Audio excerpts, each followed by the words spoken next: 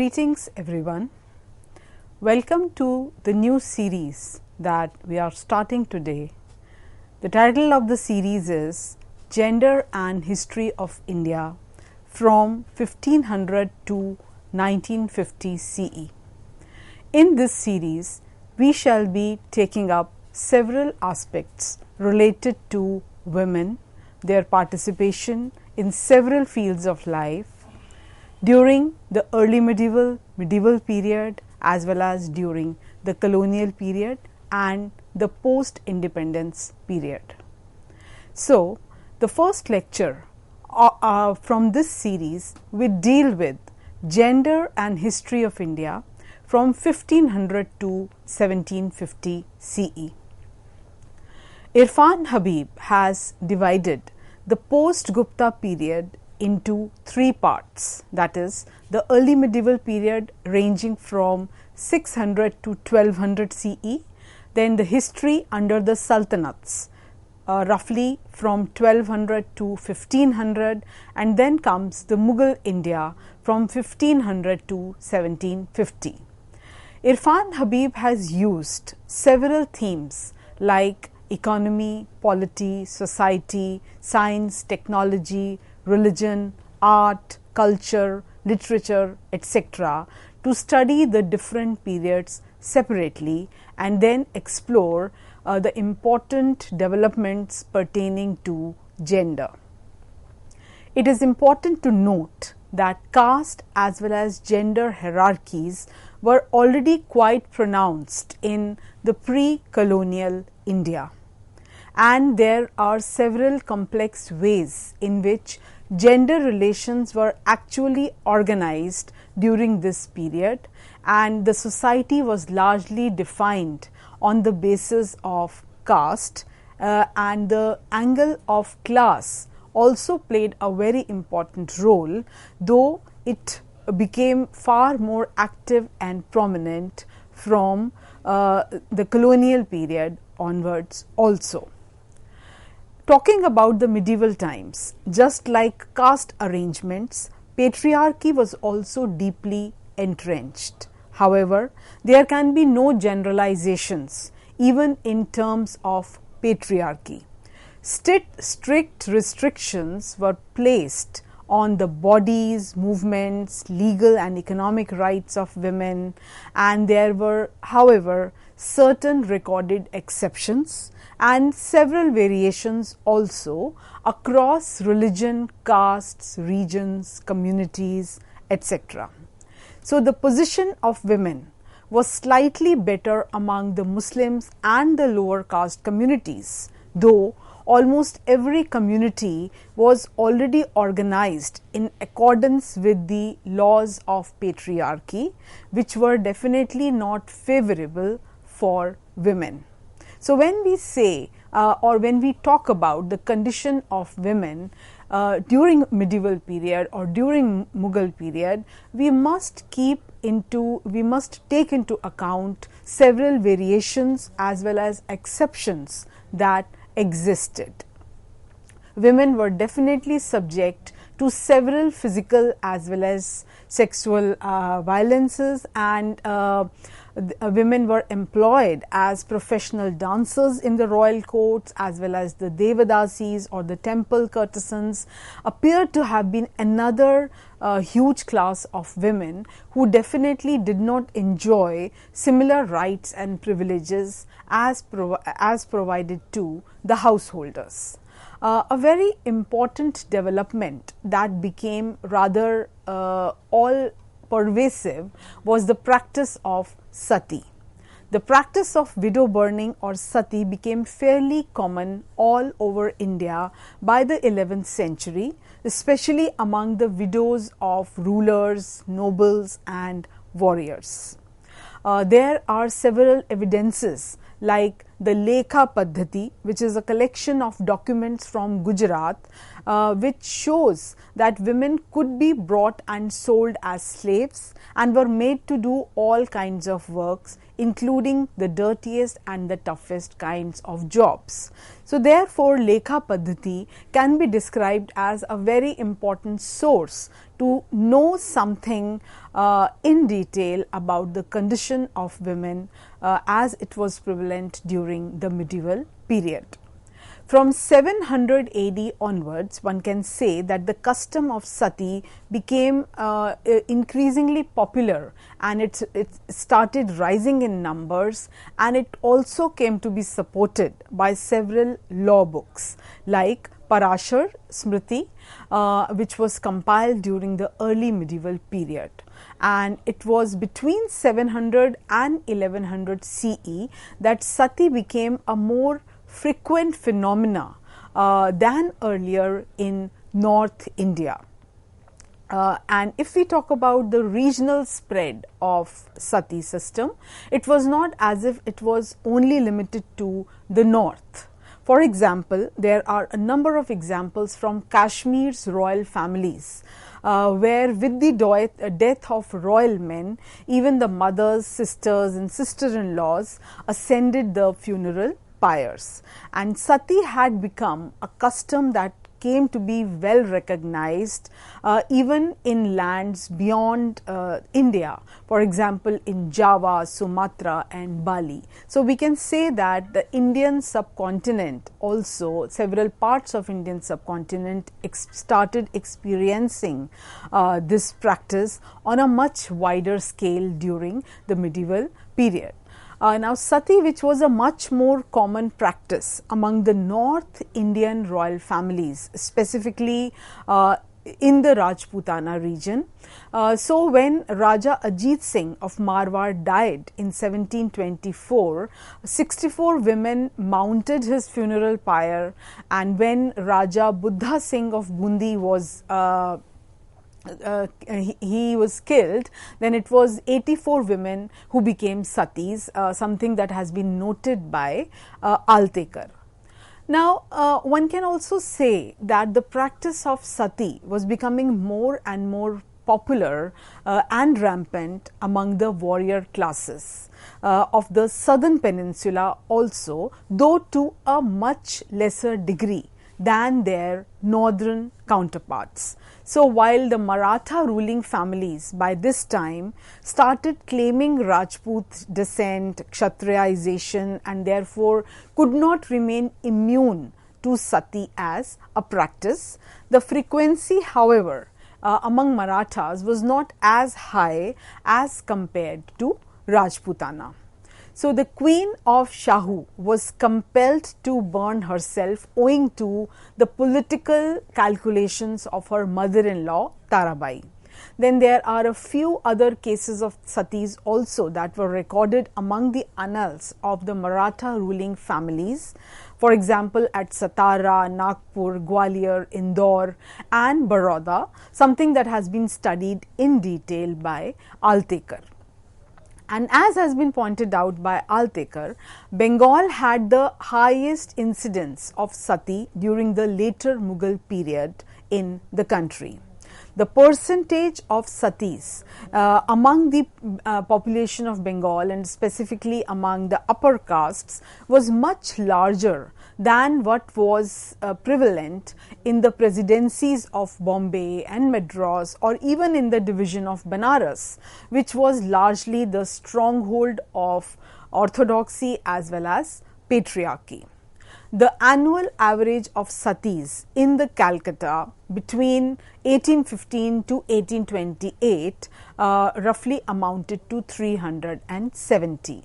And in comparison, the average for the Dhaka and Murshidabad divisions, both of which were predominantly Muslim areas, were 44 and 19 respectively during the same period.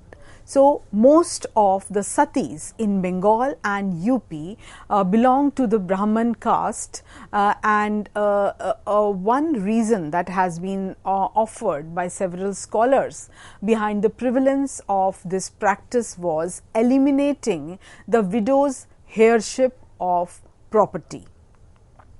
Now, another very important development that occurred during the period of our study is the issue of seclusion. So, it was women of the upper castes in general who had greater leisure, but also they faced much greater restrictions. So, seclusion was strictly imposed and widow remarriage was absolutely prohibited, as has been pointed out by Irfan Habib.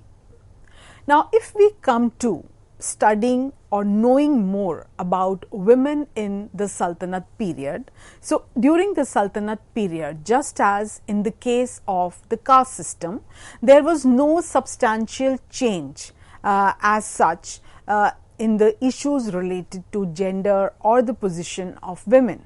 The condition of Muslim women could be said to be slightly better than their other counterparts, since Islam permitted daughters to inherit their parents' wealth and also allowed widow remarriage.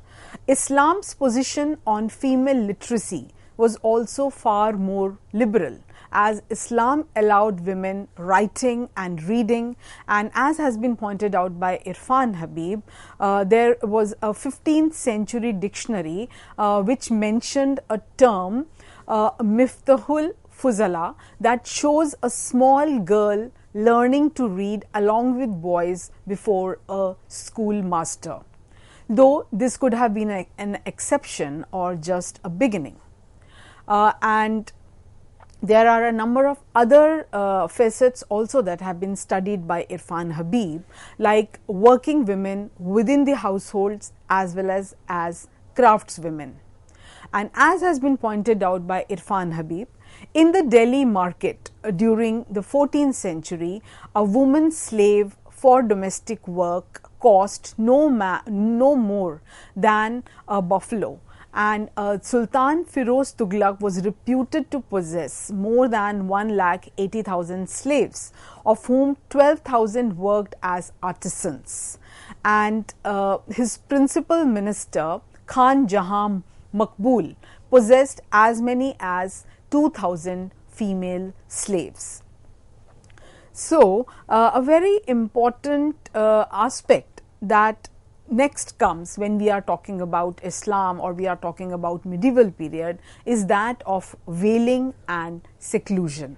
Islamic law stressed on enforced seclusion and veiling of women and also permitted pre-puberty marriages. So, if we talk about the ground reality, women had negligible rights of inheritance, child marriage was largely prevalent, bride price was common among lower castes, while dowry among the higher castes. Widow remarriage was possible in many of the peasant and pastoral castes like Jats, Ahirs and Mewatis. However, it was to be discouraged or completely banned among the upper castes. And one can also describe women largely as doers. Women did various household chores and participated in several agricultural activities except for tilling. And in fact, several travelers have also attested to the fact that India was one of the few countries in the world where females carried out heavy tasks during the building construction activities. And for this, we also have some visuals which prove this. As you can see on the screen, there were women construction workers at Agra and Fatehpur Sikri, as has been mentioned in Akbarnama. And this also shows that how, just like in modern times, we do see women working on construction sites doing masonry jobs and carrying weights on their head. So the similar kind of activities they were also indulging during those periods. So women definitely were doers, whether it was the household or it was the public sphere. However, the sad aspect is that all this has not been accounted for sufficiently. Now, coming back to the issue of sati, what was the position that was taken by the Mughal administration or the Mughal rulers as far as the issue of sati was concerned? So, the Mughal administration intervened in the practice of sati, and they tried to discourage it by ensuring that it was not an enforced, but it was a voluntary act. So, it kind of took away the right from the family to force a woman to perform sati, and it kind of outwardly made it a voluntary act only out of the will of a woman. And Akbar definitely in the 22nd year of his reign, he appointed inspectors to ensure that no force was used to compel widows to burn themselves against their will. And still acts of sati used to occur 2 or 3 times a week at the capital Agra during the late years of Jahangir's reign, as has been pointed out by Irfan Habib.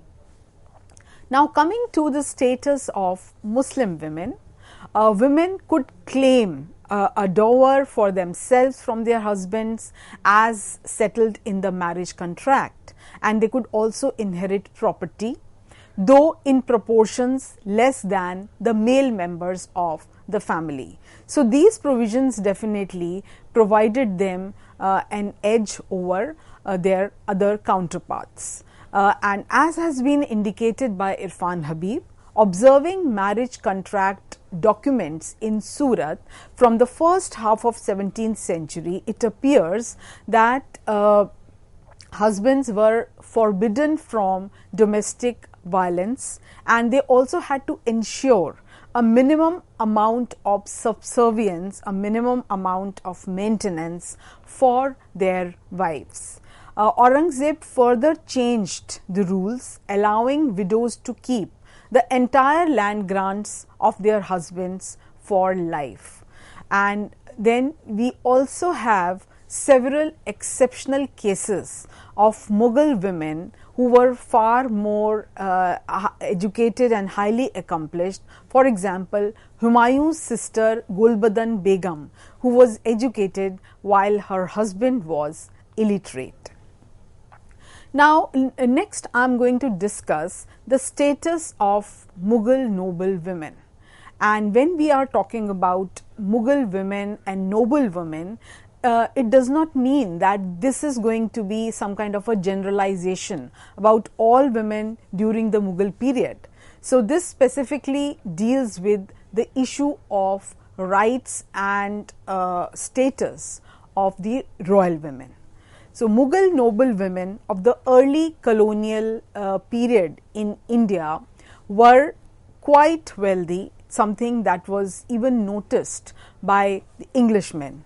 And unlike other Indian women at this time, women at the Mughal court could not only own property, but had several channels through which they could acquire wealth, they could manipulate large quantities of income, they could also generate more and more income, they could invest in trade, and long distance trade and maritime trade was definitely their forte.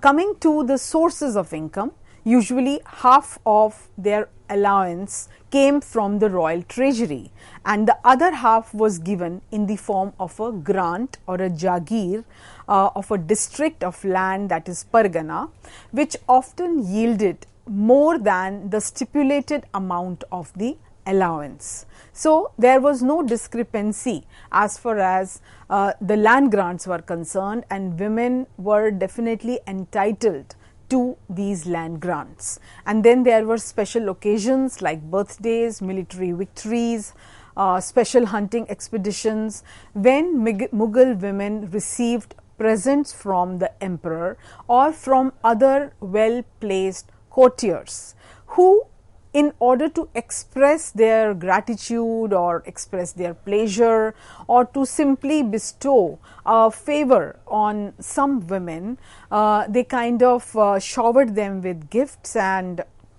these were not of small quantities. Then they were all entitled to a lavish lifestyle at court, where there was an obligatory practice of gift giving as well as providing Mughal women an access to wealth. They were given regular monthly allowances, maintenance grants, and they also could be supplemented whenever any particular personal expenditure required so. Then when one is talking about the practice of sati, or one is talking about some other kind of patriarchal practices, we also should take into account as to what were the exceptions. There are a number of stories of resistance also that exist against patriarchal practices of sati and a ban on widow remarriage. Here we have example of Ahilya Bai Holkar, the Holkar queen of the Maratha Malwa kingdom, who not only did not commit sati after her husband died, but ruled from her capital at Indore for 30 years after the death of her son. Then another woman, Sanchi Honamma, who was a poetess in the court of Chikkadevaraya of Mysore, who reigned between 1672 to 1704 CE. She developed Kannada language, and in her Hadideya Dharna, she had written and she had protested against women being considered as inferior to men. So we have some examples of women of questioning of minds, who were always questioning patriarchal systems that were prevalent. And then there were some communities in Kerala who had matrilineal systems, and there were several communities in the northeast also, like the Garos and the Khasis of Meghalaya, where a mother's position was far more superior than the father's position. Then even the third Sikh Guru, Amar Das, condemned the custom of sati, and it was not to be followed by Sikhs for a long time. So there were definitely these exceptions, and when one is talking about that how sati became universally came to be practiced and how it became all pervasive, we must also take into account these exceptions and these regional differences that existed. Coming back to the issue of position of royal Mughal women, a very important institution was that of harem. So we all must understand as to how harem emerged as a power center. The harem consisted of a large number of women of different races, provinces, communities, and even foreign countries like Italy, Greece, West Asia, Russia, and from all these countries, women were imported and they were kind of part of harem. So harem was the secluded part of the royal household where mothers, sisters, wives, daughters, entertainers, lady servants, they all ranging from different communities, Muslim, Hindu, Rajput ladies, Christian women, they all kind of were part of this community. And politics was not an exclusively male domain. This is a very important point that emerges if we are looking deeper into the system or the politics that was prevalent in harem. So women in harem negotiated with power and they exercised an impressive control also over the political structure that was prevalent. So, we can say that the harem was not socially segregated, but it was rather a center of articulated authority as well as hierarchical relations. And when we are talking about hierarchical relations, we also understand that medieval political system made presence of women very important and visible also.